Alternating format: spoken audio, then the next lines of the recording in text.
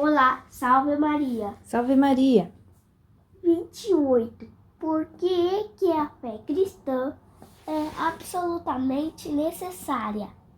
A fé cristã é absolutamente necessária porque sem ela não se podem praticar obras meritórias, nem tampouco conseguir a bem-aventurança eterna. Dogmática. Primeiro, a fé é como a raiz de uma árvore, sem ela não produz frutos. Como o homem sem fé não pode praticar obras meritórias. Eis porque, diz São Paulo, sem fé é impossível agradar a Deus. Segundo, sem fé, tampouco há salvação. Jesus Cristo diz: quem não crê será condenado. Pergunta 29. A quem Deus costuma dar a fé cristã? Deus costuma dar a fé cristã, primeiro, aos que vivem em temor de Deus. Segundo, aos que seriamente buscam a verdade. Terceiro, aos que pedem a Deus a verdadeira fé. Primeiro, deu-se o primeiro caso com o capitão Cornélio em Cesareia e com o filósofo São Justino, que ambos se converteram. Segundo, disse Jesus: bem-aventurados os que têm fome e sede de justiça, porque serão saciados. Terceiro, diz ainda Nosso Senhor: quem pede, alcança. Quarto, às vezes Deus chega a converter os próprios inimigos da verdadeira religião, contando que, errando, tenham alguma boa intenção. Deu-se isto com Saulo. Quinto, Deus, em alguns casos, lança a mão de milagres para outorgar a graça da fé. Foi o que fez justamente com Saulo. Pergunta 30. O que é outorgar? Outorgar.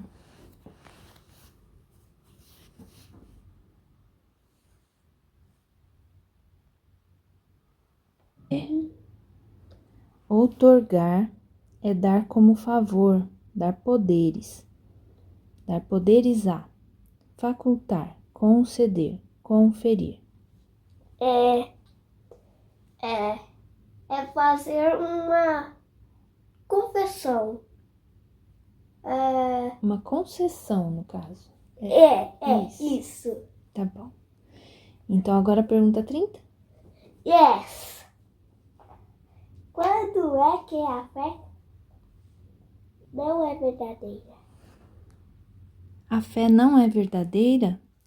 Primeiro, quando se deixa de crer uma única doutrina sequer de Cristo ou da Igreja. Segundo, quando não se praticam boas obras. Terceiro, quando se não quer professar a fé. Primeiro, quem crê que Jesus é Deus deve aceitar todas as suas doutrinas. Se o não fizer, deixa propriamente de crer que Cristo é Deus. Toda a sua crença é, pois, tão sem valor como uma casa de alicerces bambos. Quem transgride um único mandamento que seja da lei de Deus, peca contra toda a lei. O mesmo sucede com as verdades da fé.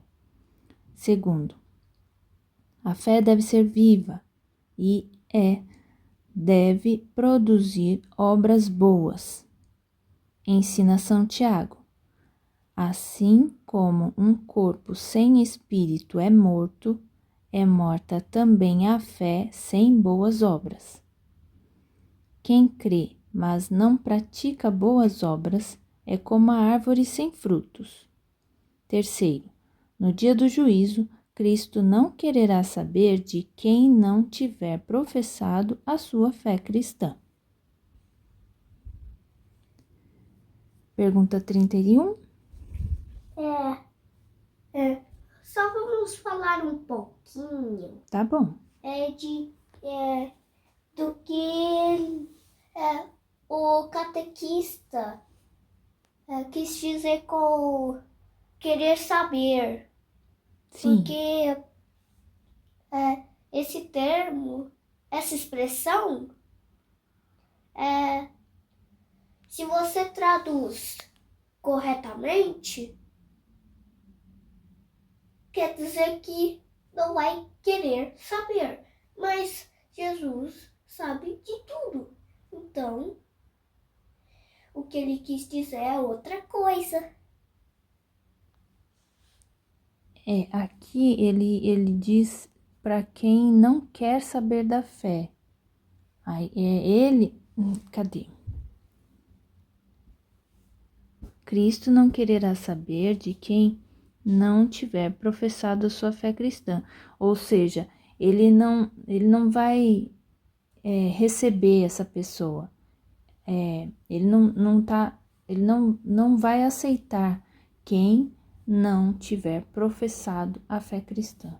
Entende? Tem inclusive uma passagem na Bíblia em que ele fala que ele diz que não conhece.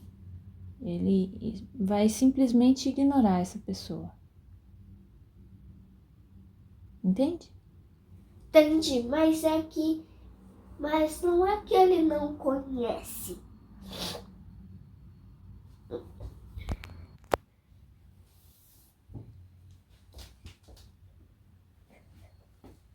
Então, isso de não conhecer, não é que ele sabe de todas as pessoas que existem, mas é que ele quer dizer que ele não quer saber, ele quer distância, ele não aceita quem não professou a fé, quem não o aceitou, quem não o recebeu.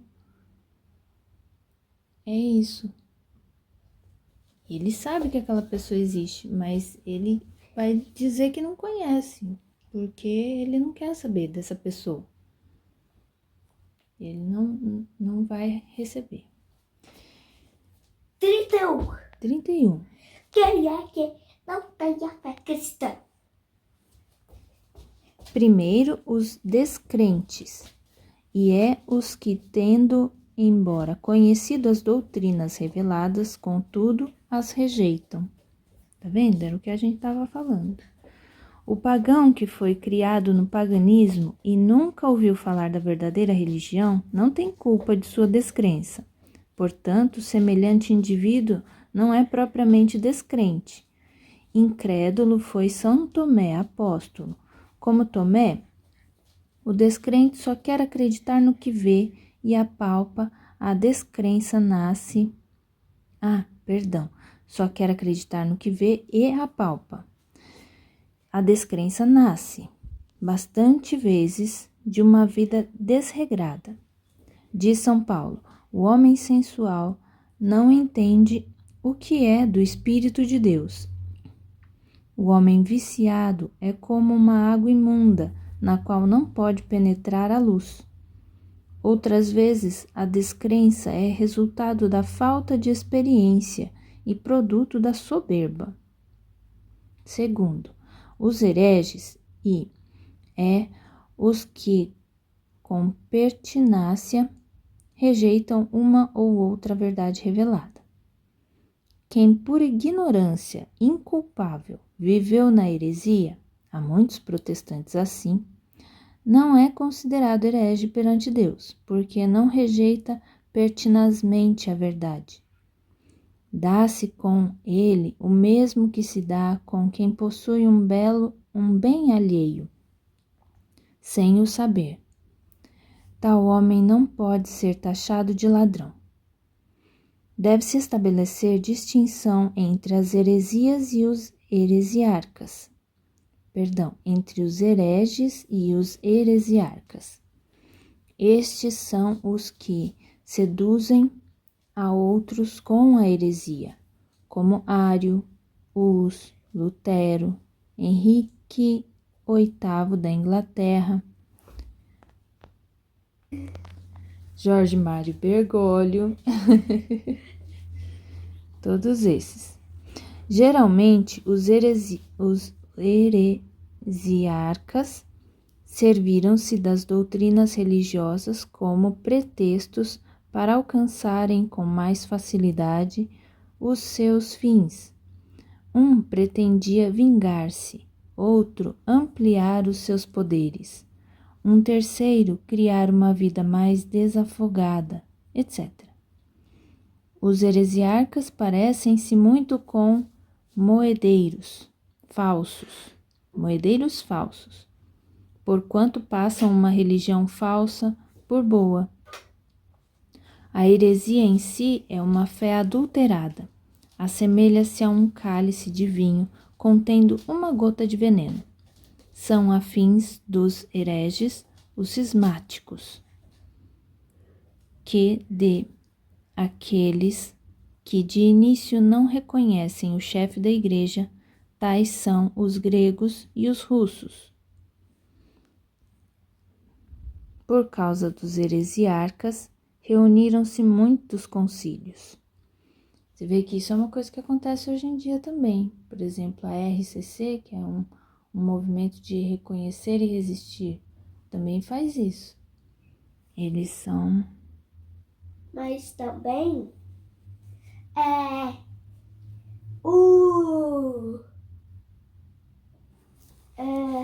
os gregos foram eles que inventaram esse negócio da Terra ser redonda.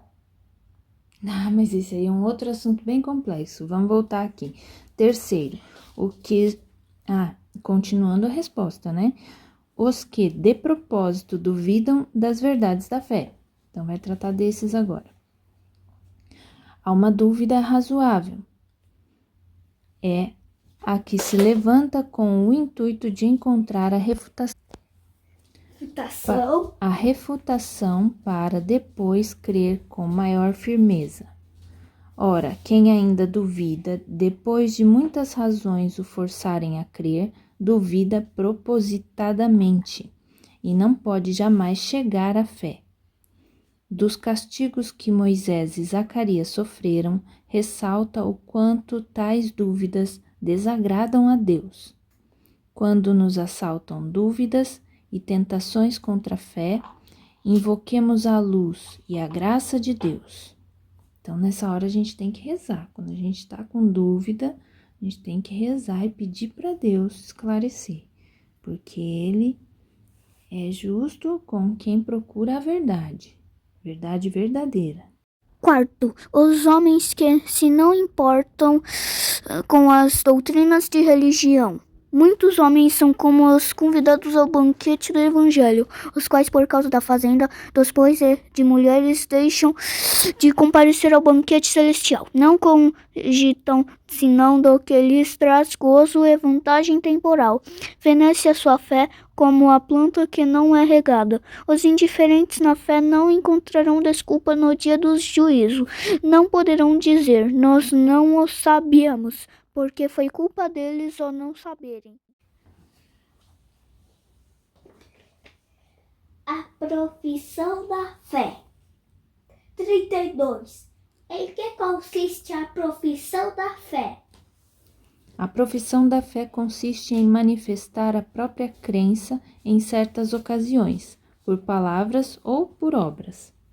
Professaram a sua fé os 3 jovens da fornalha ardente,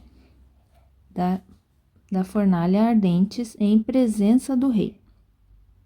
Professaram-na os 7 irmãos macabeus com sua mãe. Professou-a São Pedro, dizendo: Tu és o Cristo, Filho de Deus vivo.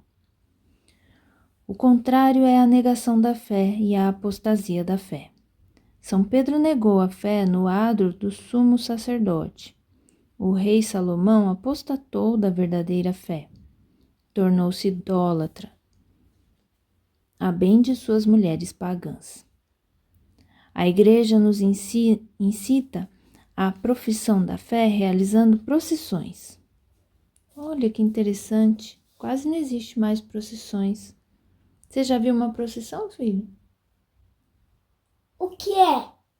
Uma procissão, as pessoas saem numa caminhada assim, em um determinado local, aí vão rezando ou cantando, sempre com uma imagem ou a cruz bem à frente, assim, levando, as primeiras pessoas levando esse ícone da igreja, algum ícone da igreja, e as outras atrás, rezando. Então, eu não sabia, olha que legal. As procissões incitam a profissão da fé. E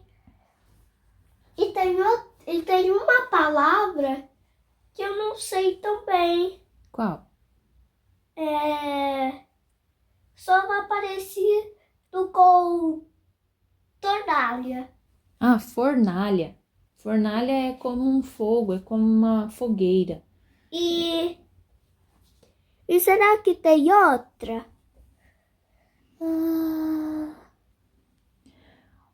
Os da fornalha que professaram a sua fé são os 3 jovens.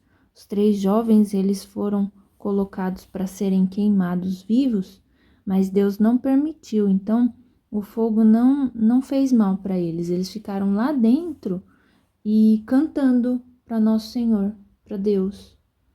Inclusive, a canção dos 3 jovens na fornalha é muito bonita. Depois eu vou mostrar para você. Eu posso colocar aqui também, né? A gente pode colocar.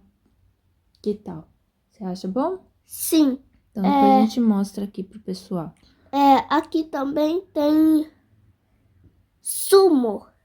Sumo é como um auge, ou uma pessoa muito de cargo alto. Um sumo pontífice, no caso é o Papa, um sumo sacerdote,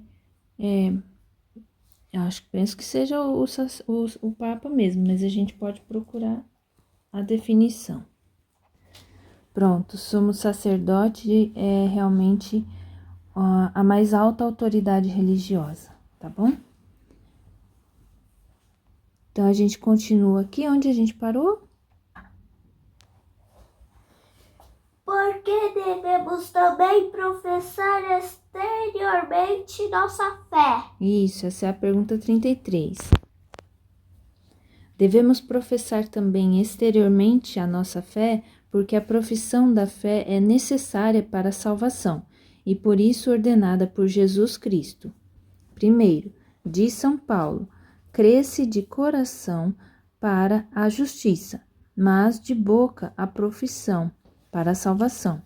Já é razão bastante para professarmos exteriormente a nossa crença, o dever que temos de servir a Deus de corpo e alma. Além disso, a nossa natureza sente a necessidade de manifestar exteriormente os sentimentos interiores. Quem não professa a fé, perde-a, como se perde a facilidade de um idioma, não o praticando. Segundo, Cristo nos encarece a profissão da fé, dizendo: quem me professar perante os homens, a esse eu professarei perante meu Pai que está no céu. Mas quem me renegar perante os homens, a este eu também renegarei perante meu Pai que está no céu.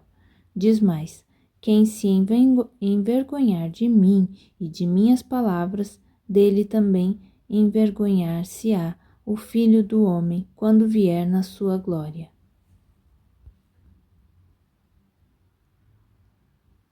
Vamos encerrar esse vídeo então. Aqui parece que acaba complementando aquilo que a gente estava falando antes de Nosso Senhor não receber a pessoa que não professa, né? Então, salve Maria, que tenha... Salve Maria!